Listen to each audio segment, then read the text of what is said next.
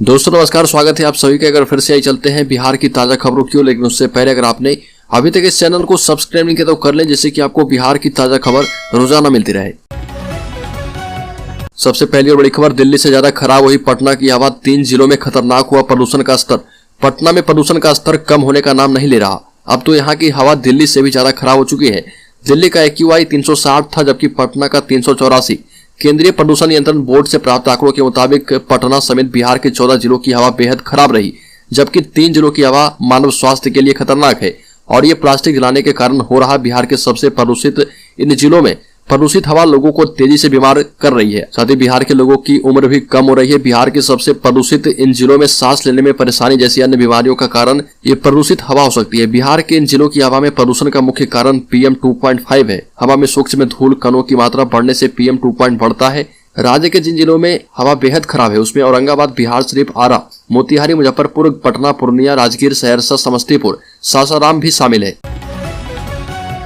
अगली खबर, बिहार सरकार 70 एकड़ जमीन तो हाजीपुर में फूड प्रोसेसिंग विश्वविद्यालय खोलने को तैयार। पशुपति पारस का बड़ा बयान। केंद्रीय मंत्री और रालोसपा प्रमुख पशुपति कुमार पारस ने कहा कि बिहार में खाद्य प्रसंस्करण उद्योग की संभावनाएं बहुत ज्यादा है। बिहार में फूड प्रोसेसिंग की पढ़ाई को लेकर ये कहा कि अगर सरकार जमीन दे रहे तो केंद्र यहाँ पर विश्वविद्यालय खोलेगा, जो देश में तीसरा होगा। लोजपा के दोनों गुटों के विलय को लेकर पूछे गए प्रश्न के जवाब में उन्होंने कहा कि चिराग निष्पक्ष भाव के साथ आए तो कोई बुरी बात नहीं, लेकिन उनके इर्द गिर्द जितने लोग भी है वो अच्छे सलाहकार नहीं है। जातीय गणना के मसले पर श्री पशुपति पारस ने कहा कि यह देश में होनी चाहिए, इसमें सभी जाति और धर्म की गिनती की जानी चाहिए।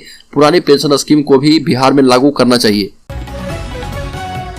आयुखर मगध विश्वविद्यालय में लगातार पिछड़ते सत्र से बढ़ी छात्रों की चिंता। 3 साल के कोर्स में लग रहे 5 साल। आपको बता दें कि मगध विश्वविद्यालय के कॉलेजों में स्नातक एवं स्नातकोत्तर विद्यार्थियों का भविष्य अंधकार में जाता दिख रहा। यहाँ पर 3 साल के कोर्स में 5 साल लग रहे, तब भी कोर्स पूरा नहीं हो पा रहा। स्थिति आई कि 2018 में पार्ट 1 में एडमिशन लेने वाले विद्यार्थियों का अब तक कोर्स पूरा नहीं हो पाया, जबकि स्नातक का कोर्स मात्र 3 साल का ही होता है। इसी तरह 2019 और 2020 में भी पार्ट 1 में एडमिशन लेने वाले स्टूडेंट्स की परीक्षा नहीं ली गई है, जिसके कारण वो अगली कक्षा में नामांकन नहीं करा पाए।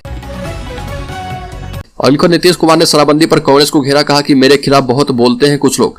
जदयू राष्ट्रीय परिषद की बैठक में संबोधित करते हुए मुख्यमंत्री नीतीश कुमार ने कहा कि शराबबंदी पर कुछ लोग मेरे खिलाफ बहुत बोलते हैं। बापू की इच्छा के मुताबिक ही राज्य में शराबबंदी की गई है। इससे न जाने कितने परिवारों की स्थिति सुधरी है। बिहार में किसी पार्टी ने शराबबंदी का विरोध नहीं किया था, सभी ने एकजुट होकर इसका समर्थन किया था। कांग्रेस नेता अजित शर्मा का नाम लिए बगैर उन्होंने कहा कि कांग्रेस पार्टी की तो सदस्यता रसीद पर ही लिखा है कि शराब नहीं पीना है। उन्होंने पार्टी नेताओं को निर्देश दिया कि सभी लोग आम लोगों से मिले जुले, उनसे ठीक से बात करें। कुर्नी की हार पर कहा कि एक जगह चुनाव हारने से कुछ खत्म नहीं होता। अगली खबर, बिहार में जल्द ही 3,38,000 पदों पर शिक्षकों की बहालियों की नियोजन रूलबुक में किया जाएगा बदलाव। शिक्षा विभाग शिक्षक नियोजन रूलबुक में बदलाव करने की तैयारी कर रहा।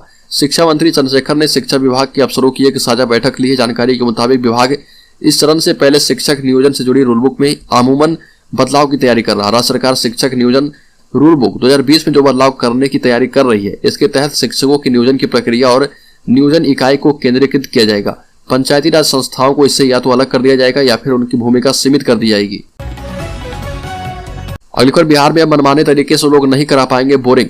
कम रहा है पानी। आपको बता दें कि राज्य में बारिश खत्म होते ही हर वर्ष भूजल का स्तर गिरने लगता है और गर्मी में सरकारी चापाकल एवं निजी बोरिंग तक पानी छोड़ने लगता है। राज्य सरकार के स्तर पर हाल में क्राइसिस मैनेजमेंट की बैठक में जिलों से मिली हर रिपोर्ट की गहन समीक्षा के बाद एक बेहद अहम निर्णय लिया गया है। इस फैसले के तहत अब धड़ल्ले से हो रहे निजी बोरिंग पर अंकुश लगाया जाएगा और इस मामले में गाइडलाइन बनाने की जिम्मेदारी लघु जल संसाधन विभाग को दी गई है, जिसमें संबंधित विभाग भी अपना सहयोग करेंगे।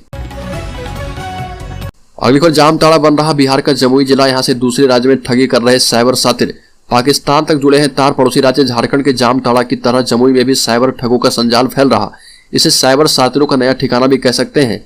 ये सातिर उत्तर प्रदेश, हरियाणा सहित अन्य राज्यों के लोगों को झांसे में लेकर उनसे ठगी कर रहे। इस काले काम में मुख्य रूप से फोन का सहारा लिया जा रहा।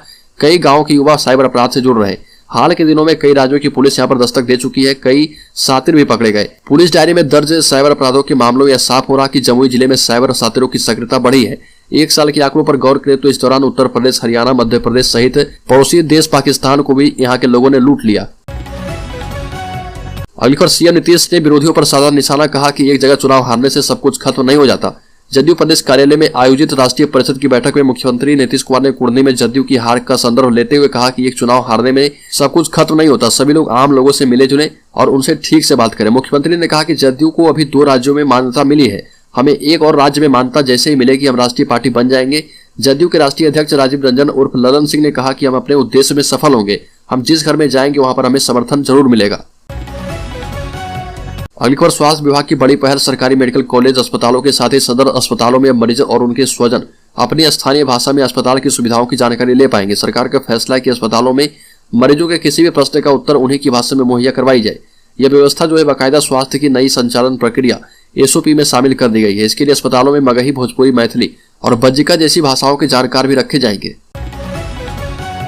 अगली खबर, राज्यसभा सदस्य एवं राज्य के पूर्व उप मुख्यमंत्री सुशील मोदी ने कहा कि जहां भाजपा ने गुजरात में 156 सीट जीतकर रिकॉर्ड कायम किया, वहीं जदयू के बापूनगर विधानसभा के उम्मीदवार पठान इम्तियाज सिद्ध खान ने 30 वोट लाकर गुजरात में सबसे कम वोट लाने का रिकॉर्ड बना दिया।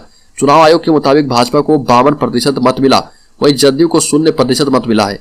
मोदी ने कहा कि आपने 13% वोट प्राप्त कर राष्ट्रीय पार्टी का दर्जा प्राप्त कर लिया है, जबकि जदयू ने 0% मत प्राप्त करके क्षेत्रीय पार्टी के दर्जे तक सीमित रह गई।